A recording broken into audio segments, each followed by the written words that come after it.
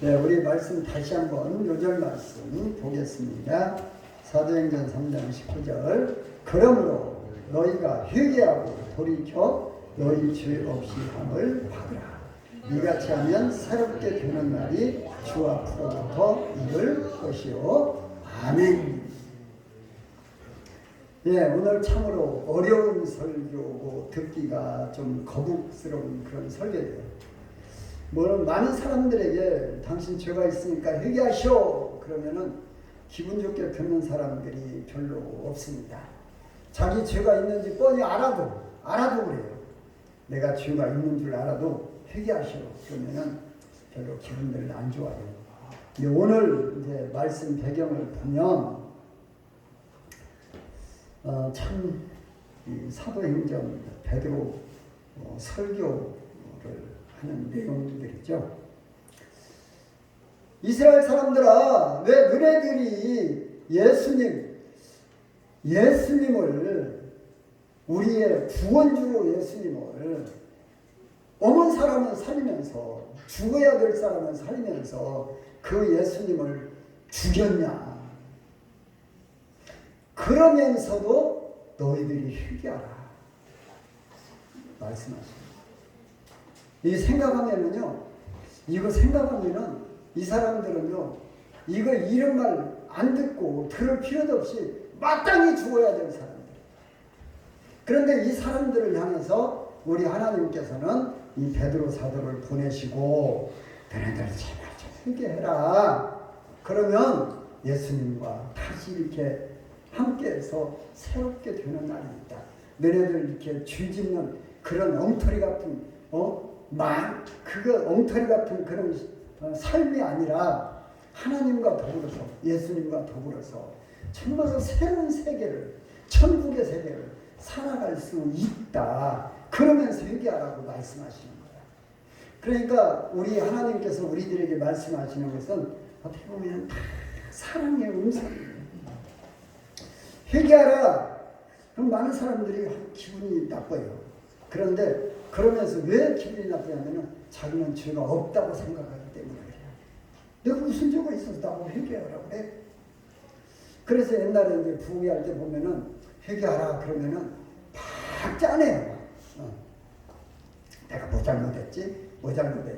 그래서 심지어 어떤 사람들은 보면은 옛날에 고등학교 다닐 때 이 얘기도 가끔 했습니다만은 기차 공짜로 도둑 기차 타고 다니는 거 그거 철도청 찾아가서 다 옛날에 고등학교 다닐 때 이렇게 공짜 타고 다녔습니다. 그거 이렇게 몇 배로 가지고 왔습니다. 그렇게 갚고 회개하는 사람들도 있어요. 물론 그런 태도도 괜찮아요. 회개하는 자세가. 그런데 실상은 우리가 이제 이 죄들이 다 죄가 있는데 죄가 없다고 생각하는 것 그 자체가 죄예요. 에? 내가 죄가 없다고 생각하고 뻔뻔하게 살아가는 것 그 자체가 죄예요. 그리고 죄가 있는데도 회개하지 않는 것이 죄예요. 특히나 우리 하나님 앞에 로마서 3장 23절에 보면 모든 사람이 죄를 범하였으면 하나님의 영광에 이르지 못하더니. 아멘. 아마 이 말씀들은 많이 들으시고 많이 외우셨을 거예요. 모든 사람들이 다 죄가 있어요. 그러니까 구원받지 못하고 하나님의 천국에 들어가지 못하고 이 세상에서도 예수님과 더불어서 같이 지내면서 구원주 예수님으로 오신 임마누엘 하나님과 우리가 같이 이렇게 살아야 되는 그러한 축복들을 누리지 못하고 살아요.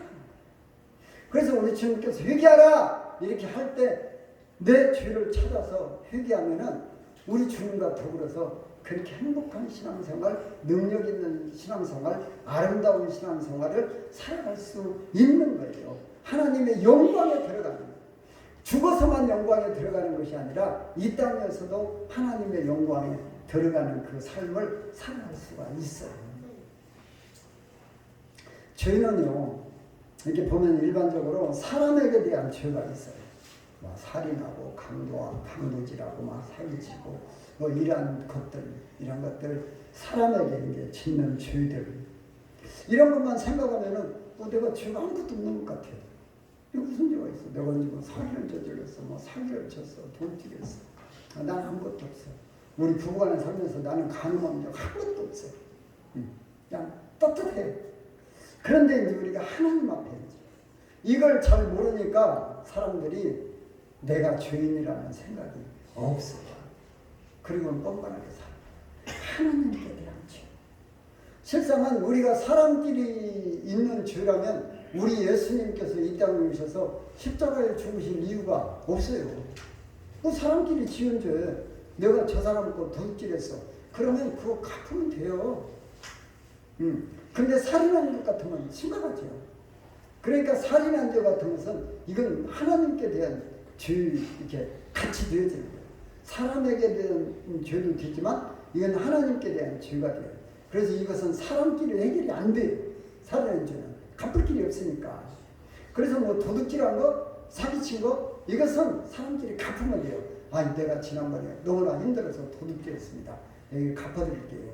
그리고 이제 뭐 성경 말씀대로 뭐 어떤 것은 이제 10분의 1을 더 하라고 했으니까 이제 그러니까 20% 더 갖다 붙여서 이제 갚으면 돼요. 도둑질한 거.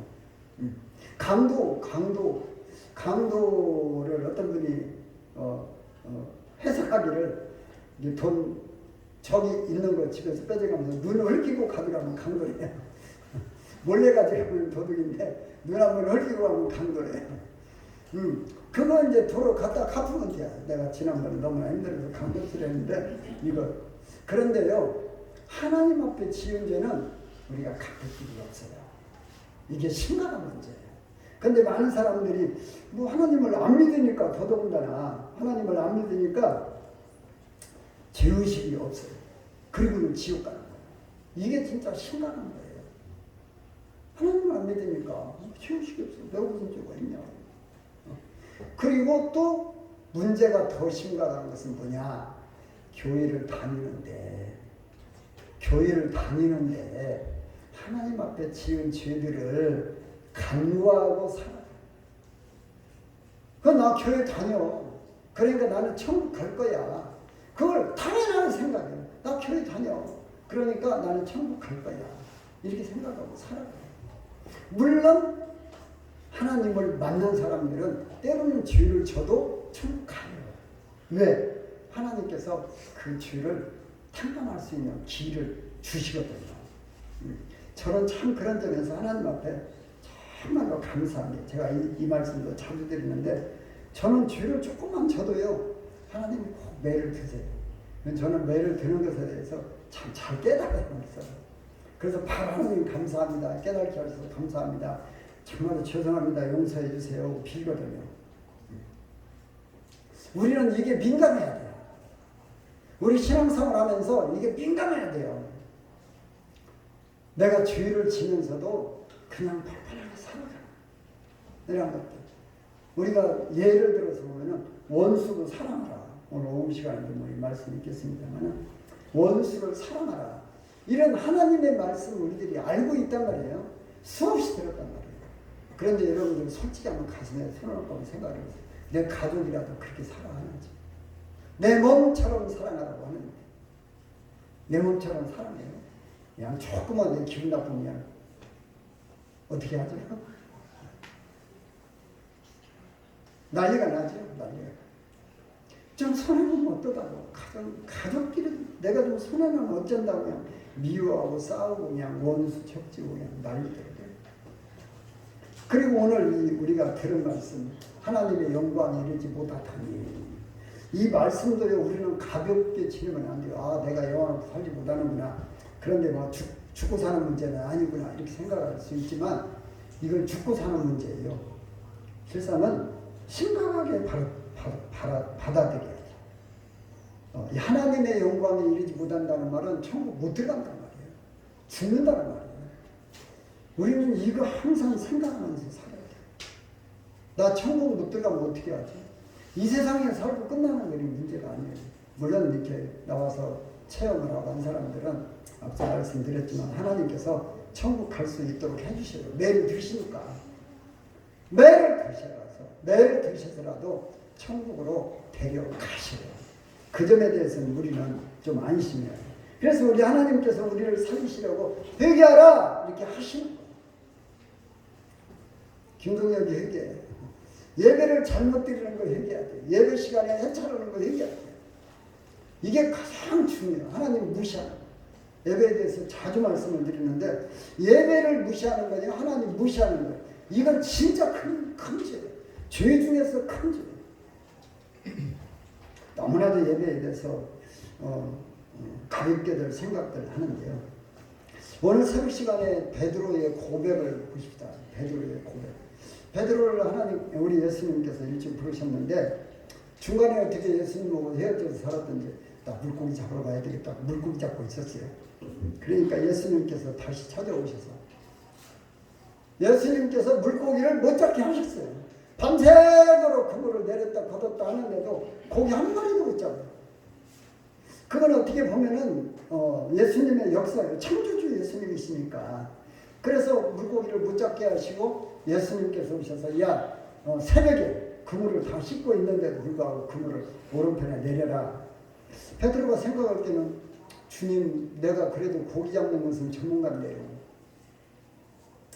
그렇게 생각을 안 하고 예수님 말씀에 바로 순종하고 오른편에다 그물을 쭉 펴고 다시 걷을 때에 그물이 찢어질 만큼 고기가 이렇게 잡혔단 말이에요. 그러면서 이제 주님을 체험하는 거예요. 주님을 체험하는 사람들은 회개할 수밖에 없어요. 이 하나님 앞에 내가 어떻게 살아야 될 것인가를 깨닫게 되고 회개하게 되는 거예요. 이 주님을 체험하지 못하니까 그냥 내 마음대로 그냥 살아가다 보니까 이러한 것들을 회개할 줄을 모르고 살아가요.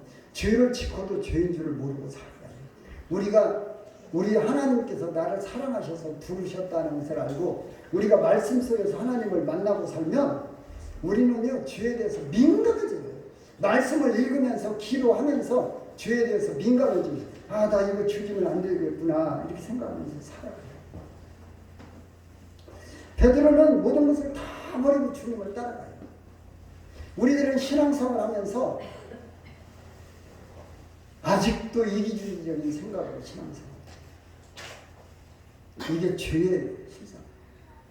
근데 많은 교회를 다니는 교인들이 교회를 다녀도 이기주의적인 생각을 가지고 있어요. 내가 어떻게 하면 교회 나와서 복을 받을 것인가? 어떻게 하면 내가 기도하고 내 문제 해결할 것인가? 이거부터 생각해요. 어떻게 하면 내가 돈 벌 것인가? 어떻게 하면 내가 이 사업을 잘 이룰 것인가? 물론 잘못된 건 아니에요. 그러나 그 우선순위가 뭐냐? 주님께서 나에게 이 복을 부어주시면 내가 이 기도를 하나님께서 응답해 주시면 내가 주님 앞에 무엇을 하면서 살 것인가? 이게 이제 무엇인가 먼저 되어야 돼요. 주님이 나를 부르신 의미가 무엇인가? 주님이 나를 부르신 목적이 무엇인가? 단순하게 그냥 나 하나 살려서 천국 가게 하시려고 나를 불러주신 것이 아니라 우리는 주님 맡겨주신 일들, 사명들 감당하면서 살아가야 되는 것이죠. 그런데 그러한 것들을 제대로 감당하지 못하고 살아가는 것, 내 목숨 하나 그냥 살기 위해서 다시 살아가는 것, 그거 연연해서 살아가는 이러한 모습들, 이게 주인의 모습이에요. 우리는 여기서 빨리 벗어나야 돼요. 어떻게 하면 내가 주님과 동행하면서 어떻게 하면 주님의 영광을 위해서 주님의 나라를 위해서 내가 주님 앞에 쓰임받는 삶을 살아갈까? 우리 맨날 그러죠. 너희는 먼저 그의 나라와 그의 의를 구하라. 그리하면 이 모든 것을 너희에게 더하시리라. 너무나도 우리는 잘 외우고 있고 잘 알고 있어요. 알고 있어도 실상은 별로 그렇게 실천하는 일에는 생각들이 없어요. 그거 자체가 죄예요. 근데 그걸 우리들은 잘 몰라요. 회개 잘 안 해요. 잘 안 해요. 누가복음 13장에 보면은 예수님께서 갈릴리 사람들아 제단에 피 뿌림을 당해요.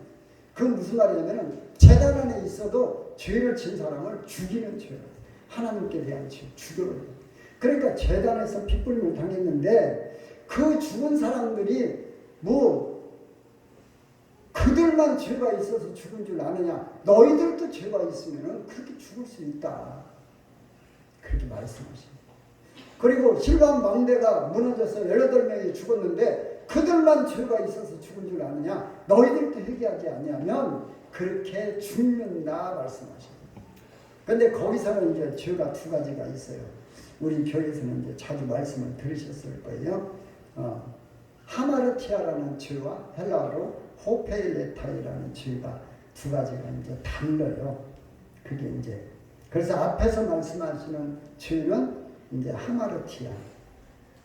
그리고 이제 뒤에 있는 호페일레타이는 갚아야 되는 죄요. 빚장이라는 의미가 있어요. 빚장이라는 의미. 그래서 이건 회개하면서 갚아야 돼요. 갚아야 돼요. 그러니까 우리는 죄가 어떤 것은 하나님 아버지 잘못했습니다. 용서해 주세요. 이렇게 하면 끝나는 죄가 있어요. 그런데 어떤 죄는 갚아야 돼요. 하나님 앞에. 재물을 들여서라도 갚아야 되고 사람끼리 지은 죄는 앞서 말씀드렸듯이 내가 도둑질 했으면 도둑질한 거 그것다 20% 붙여서 갚아야 돼. 그게 이제 뒤에 호페일레타이가 그런 죄들이에요.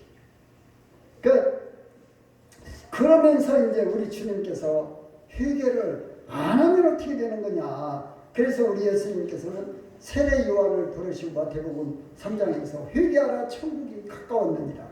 우리 예수님께서도 공생애를 시작하시면서 마태복음 4장에서 회개하라 천국이 가까웠느니라 이렇게 말씀을 하시는 거예요. 그러니까 우리는 회개하라고 이렇게 주님 말씀하시는 것을 천국을 누리라 하는 거예요. 너네들이 죽어서 천국 가라 그것도 해당이 되지만 우리 예수님께서 회개하라 천국이 가까웠느니라 하는 말씀은 너네들 죄에 대해서 회개하고 예수님 만나라 그 말이에요. 예수님 임마누엘 예수님 만나서 예수님과 동행하면서 예수님과 천국을 누리라 그 말이에요. 그런데 우리 솔직히 한번 생각해 봅시다. 내가 지금 내 삶을 살아가면서 내가 지금 예수님과 동행하는 천국 생활을 누리고 있는지 여러분들 이게 지금 안 되어지고 있다면은 여러분들 찬양이 들어가시는지 금식이 들어가시는지 하나님 만나시고 예수님 만나실 때 그래서 주님 다 만나주세요. 그리고 주님과 다 동행해 주세요. 어떤 방법으로든지 기도하면서 말씀 보면서 주님 만나고 주님과 동행해서 살아가세요. 그러면은 여러분들은 진짜 행복한 삶을 살아요. 그리고 능력 있는 삶을 살아가요. 사람들 앞에 존경받는 삶을 살아갈 수 있어요. 그것을 우리 주님께서 원하시는 거예요. 그러나 회개하라 천국이 가까웠네 이렇게 말씀하시는 거예요. 맥없이 우리를 어떻게 망신 주려고 너희 회개하라 이렇게 하시는 것이 아니에요. 그리고 회개해서 이제 돌이키는 사람들 이게 우리 사람들 성경에서 비교를 한번 해봅시다. 다윗 같은 얼마나 큰 죄를 졌어요. 다윗이 하나님께서 참 내 마음에 합한 자라 그랬는데 다윗이 그 하나님으로 말씀을 들으기까지요. 그 앞에 이제 사울 왕은 참 말씀 한 번 불순종했다고. 하나님께서 사울 왕이야 너네들 아말렉 싹 제거해. 내가 전쟁을 이기게 할 테니까 해줄 테니까 아말렉 싹 제거해. 아말렉이라는 것은 오늘날로 말하자면은 주약의 어떻게 보면은 그냥 근본들이에요. 아말렉 사람들은. 그러니까 이 아말렉 싹 없애버려 그랬단 말이에요. 그런데 사울 왕이 전쟁터에 가가지고 보니까 양도 막 좋은 양이 있고 소도 막 좋은 소들이 있고 그러니까 그걸 다 살려주고 아각도요 그 나라 왕 아각을 왜 살려주냐고. 자기가 왜 인심 써. 하나님께서 죽이라고 했으면 죽여야 되는데 살려가지고 돌아왔어요. 그러니까 하나님께서 사무엘 선지자 보내서 야 내가 사울 버렸다. 사무엘 선지자가요 그것을 울면서 기도해요. 하나님 사울 좀 살려주세요. 하나님께서 사울을 야단을 치고 야 내가 버렸다는데 너 무슨 소리야. 때로는요 우리 이거 심각하잖아요. 때로는요 저도 기도하다 보면은 참 안타까울 때가 있어요. 그래서 기도를 그치는 경우가 있어요. 하나님 야 너 기도 그만해. 이건 심각한 문제예요. 사무엘 선지자에게 야 너 기도 그만해. 사울 내가 버렸어. 다윗은요 더 큰 죄를 저질렀어요. 남의 아내 바세바 데려다가 간음하고 그 남편 얼마나 충신해요. 데려다가 그거 이제 애기 속이려고 데려왔더니 그 텐트에서 자면서 자기 집에 안 들어가는 거예요. 우리 군대들이 우리 동료들이 다 지금 전쟁터인데 내가 어떻게 우리 집 들어가서 편하는 거지. 나를 안는다. 그러니까 어떻게 다윗이 그 전쟁터 차로 앞자리 보내서 죽게 만들잖아요. 그러는데 다윗은 나단 선지자가 와서 당신 죄인입니다. 그냥 바로 엎드려요. 잘못했습니다. 용서해주세요. 그리고는 이제 시편을 쭉 보세요. 다윗이 얼마나 눈물을 흘리면서 기도하는지, 심지어 이제 과격한 표현이지만 눈물로 침상을 띄운다고 그러잖아요. 침대가 얼마나 무거워요. 그런데 다윗이 얼마나 회개를 뜨겁게 했던지 침상을 다 띄웠대요. 그렇게 침대가 다 뜰 만큼 다윗은 눈물을 흘리면서 기도했어요. 뭐 침대가 뜨지는 않았겠지만 그런 다윗을 하나님께서는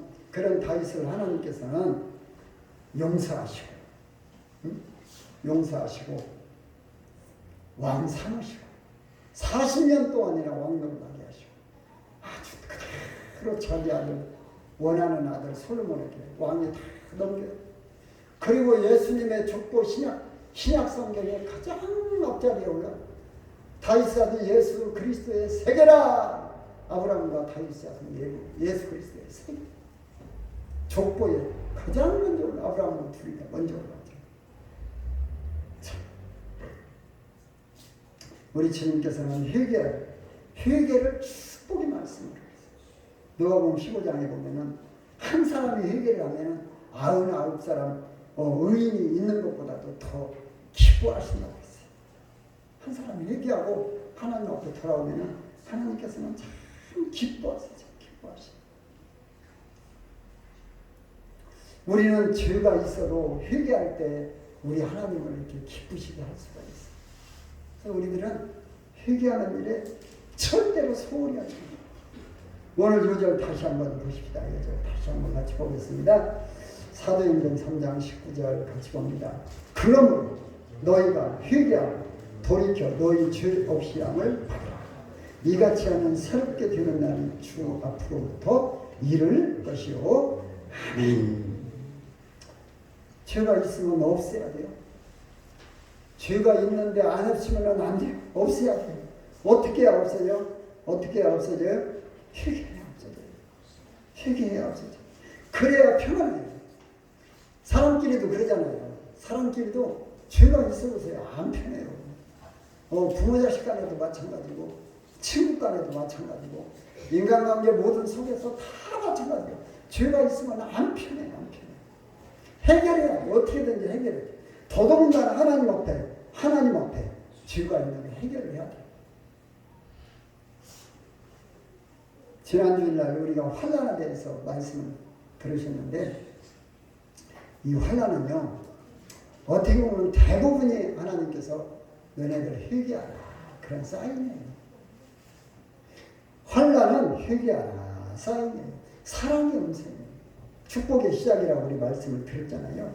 그래서 죄를 해결하고 하나님으로부터 복을 받아서 살아가는 거예요. 이 땅에서도 천국을 누리고 영원한 영광을 또 천국 가서 누리게 되는 거예요. 그런데 우리는 회개를 어떻게 해요? 하나님 아버지 잘못했습니다. 이렇게 한 번에 해서 끝나는 게 아니에요. 회개를 어떻게 해야 돼요? 잘못한 건 돌이키지 말아야 돼요. 돌이켜야 돼요. 그리고 순종으로 나아가요. 오늘 새벽에 읽었던 베드로 사도 바로 회개하고는 자기 그동안 예수님 따라가야 됐던 거 못 따라갔던 거 바로 회개하고는 다 버리고 재산도 다 버리고 가족도 그냥 다 버리고 그런 사람은 하나님 예수님께서는 100배나 더 받게 하신다고 약속하셨는데요. 돌이켜서 순종하고 따라가야 돼요. 말씀을 지키면서 따라가야 돼요.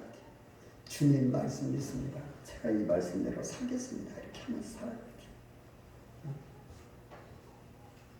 그런데 실컷 잘못했습니다. 이제는 절대로 죄 안 짓게 해놓고 또 짓고 또 짓고 또 짓고. 아니 예수님이 70번에 7번이라도 용서하신다고 하셨습니다. 그러면서 이것도 말씀입니다. 그러면서 계속 죄 져드세요.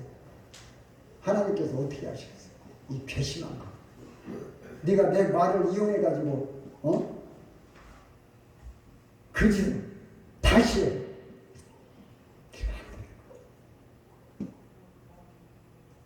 앞서 말씀드렸지만 하마르티아, 호페레타이 우리들은 하나님 앞에 치는 이런 죄들을 우리들이 잘 이렇게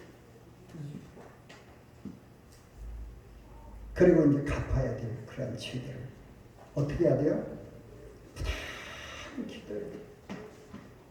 지난주에 환란에 대해서 말씀드렸지만 환란이 없어도 더 기도해요. 환란이 있어도 더 기도해야 돼요.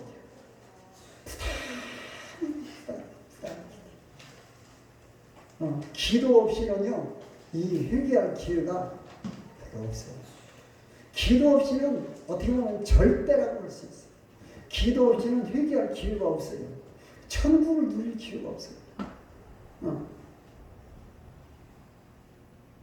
사도 바울을 보면은 사도 바울은 아예 그것을 알아요. 사단의 가시가 있어요. 사도 바울은 사단의 가시가 있어요. 그러니까 회개할 기회를 사도 바울은 아예 참 삶 속에서 이렇게 힘든 과정들이 많으니까 그 힘들 때마다 사도 바울은 자기를 성찰하는 거예요. 아, 내가 이것 때문에 하나님 앞에 지금 이렇게 쓰임받지만 이런 고난이 있구나. 그러면 사도 바울은 부단히 회개를 하면서 살아요. 그래서 자기를 계속 통제해. 내가 날마다 죽노라. 내가 날마다 죽노라. 이것은 뭐예요? 날마다 회개한다. 그러니까 사도 바울은 그 가시가 있음에도 불구하고 그 고난이 맨날 있으면서 불구하고 그것을 그냥 기쁨으로 받아들여. 그러니까 항상 기뻐하라. 내가 다시 말하면 기뻐하라. 너희 관영은 모든 사람에게 알게 하라. 감옥 속에 있으면서도 이런 설교를 해요. 이런 편지를 보내요. 자기는 감옥 속에 두들겨 맞고 죽을 만큼 두들겨 맞고 감옥에 갇혀 있으면서도 기뻐하는 거예요. 하나님 이것 때문에 나는 죄를 더 짓지 아니하고 내가 거룩한 모습으로 하나님과 동행하는 삶을 살아갑니다. 우리 주님과 동행하는 삶을 살아갑니다. 그러면서 하늘나라에서 내 상을 쌓아놓고 살아갑니다. 그러면서 자기 달려갈 길을 그 상을 바라보고 달려간다고 그렇게 고백을 하는 것을 볼 수가 있습니다. 그러면서 자기뿐만 아니라 그걸 사모하는 모든 사람들에게 다 그렇게 해주신다고 말씀하고 계십니다. 자기 성찰을 하면서 살아가. 우리는 코람데오라는 말을 수없이 들었습니다. 어떻게 보면 회개하기 전에 회개도 우리들이 잘 해야 되지만 우리 코람데오 하나님의 눈앞에 살고 있다는 목전 의식. 그래서 미리 회개할 것들을 죄 지을 것들을 차단하면서 살아가는 거예요. 우리가 수없이 들었어요. 셀프 컨트롤. 어디서 나와요? 베드로전서 5장 9절. 셀프 컨트롤. 얼러트. 수없이 들었죠. 자기 통제, 자기 제어. 신경질 난다고 막 유혹짓거리 해버리고 막 화난다고 막 싸워버리고 자기 통제 이런 것도 다 회개해야 돼요. 당연히 할 일을 할지라도 우리는 되게 다 앞서요. 저 사람이 잘못했으니까 내가 당연히 해야 당연히라는 건 없어요. 우리는 하나님 앞에 다 죄인이에요. 다 죄인. 죄인 아닌 사람이 없어요. 그래서 남을 정죄하는 건 그 죄예요. 너희는 나쁜 놈! 이거요. 죄인. 자기 죄인. 이러한 것들을 우리들은 이 말씀 앞에서 또 우리 기도하면서 우리 자신들을 잘 이렇게 성찰하면서 죄진 것은 바로 회개하고 죄질 것들을 바로 우리들이 이렇게 통제하면서 우리 주님과 날마다 동행하는 삶. 그래서 주님과 더불어서 행복한 삶을 날마다 누리며 살아가는 저와 여러분들이 다 되어질 수 있기를 주님의 이름으로 축원합니다. 거룩하시고 사랑이신 아버지,